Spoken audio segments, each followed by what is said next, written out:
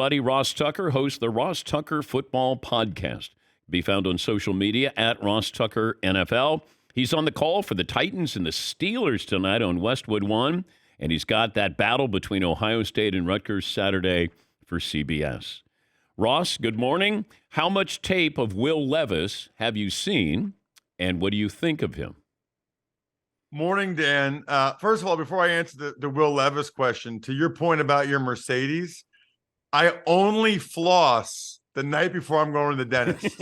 That's the only time I floss, the night before I'm going to the dentist. Same logic and reasoning, I think.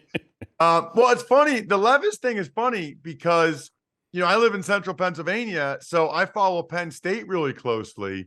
And he was Sean Clifford's backup for like 3 years at Penn State. And I talked to some of the Penn State coaches when they were having a competition between Sean Clifford and Tommy Stevens. And they said, if you came to our practice, the guy that you'd say, who is that, is Will Levis. He looks like Troy Aikman. I mean, he is built exactly the way you want a quarterback to be built. He's got a gun for an arm. He's a good runner. Obviously, went to Kentucky and had a bunch of success, but it's wild. I mean, Dan, he threw 4 touchdown passes on Sunday. The Titans had 3 touchdown passes the first 7 games, the first 7 weeks of the season. He threw 3 touchdown passes over 30 yards. That's as many as like Patrick Mahomes and Joe Burrow combined this year. It's really just a wild thing. Now, this will be a little bit different, right? Now there's some tape out on him.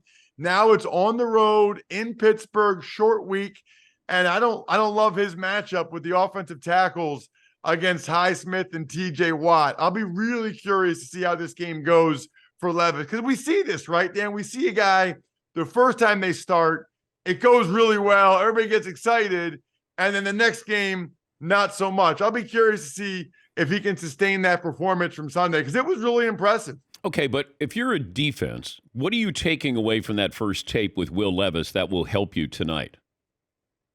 You're taking away that they're going to run a lot of play action with him, and you can't fall for it.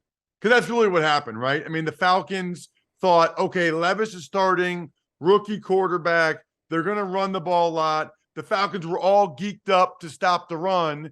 And so the Titans had a great game plan. Fake the run.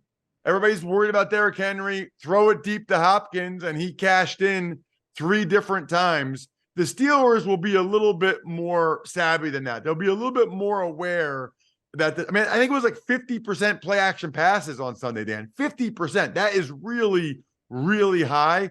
The Steelers will not be fooled like the Falcons were. Paulie maintains this was a good week for the Raiders. What do you think?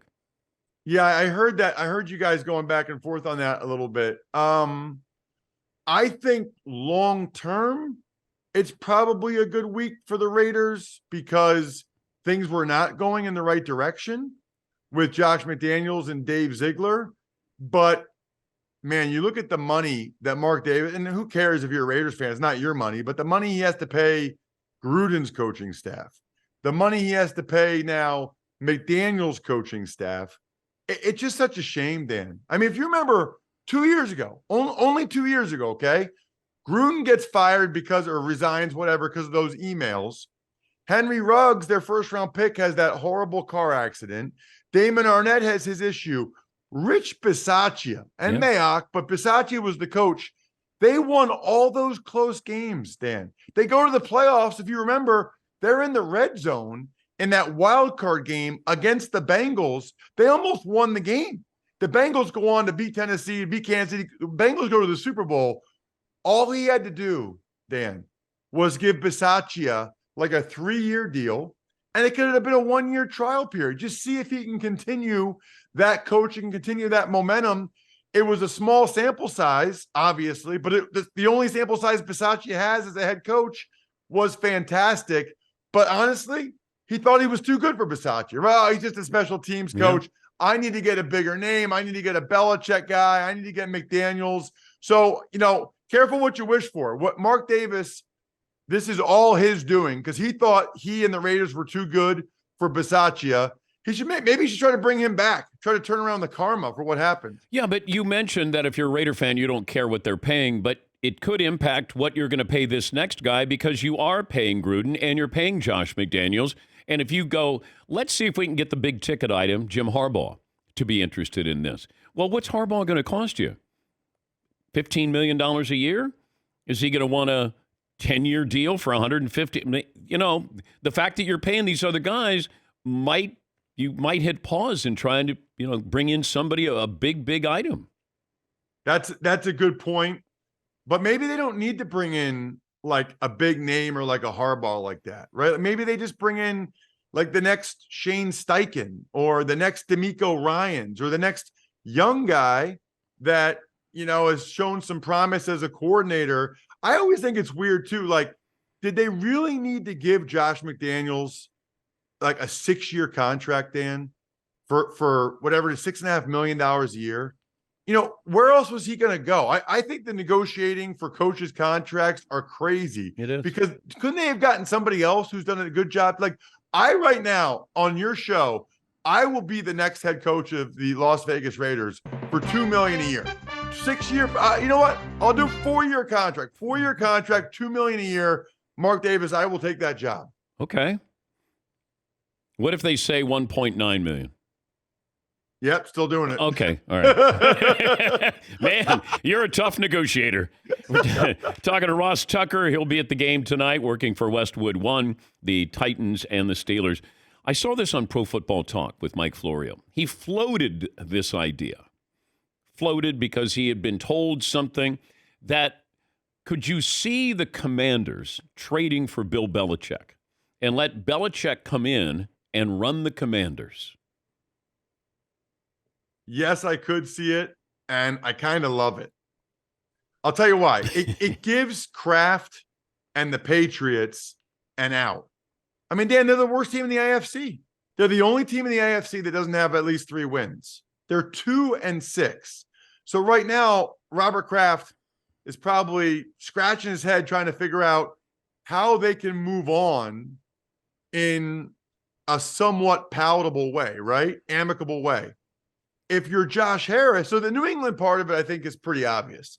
If you're Josh Harris, it's a little bit different because Belichick's up there in years. But, man, you want to talk about changing the culture, changing the identity, changing how people view the Commanders franchise. You bring in arguably the best head coach of all time, certainly one of the best coaches of all time.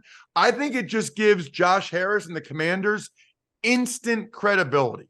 And at a minimum, you would think that Belichick, and I know things haven't gone well in New England the last couple of years, but he'd be able to get that organization back on the right track. I kind of love it for both sides. I got to be honest with you. Vince Lombardi ended his career with Washington after leaving Green Bay. He, I think, went in to be the GM. We've been talking about this. Julian Edelman or Randy Moss's career. Paulie likes the fact, and Seton does too, that Edelman, what he's done with the Super Bowls, he's got 3 of them. He was a Super Bowl MVP, not a Hall of Famer. And you have Randy Moss. What career? Yeah, I mean, Randy Moss is considered one of the all-time great. And we're not talking about any issues off the field or any incidents, just what they did inside the white lines. Well, no, and we're not even talking about Edelman, with steroids. Because like Randy Moss has some off the field issues. We're just talking about on the field football. So play. I have the perfect answer to this. Okay, and this is how I look at things now.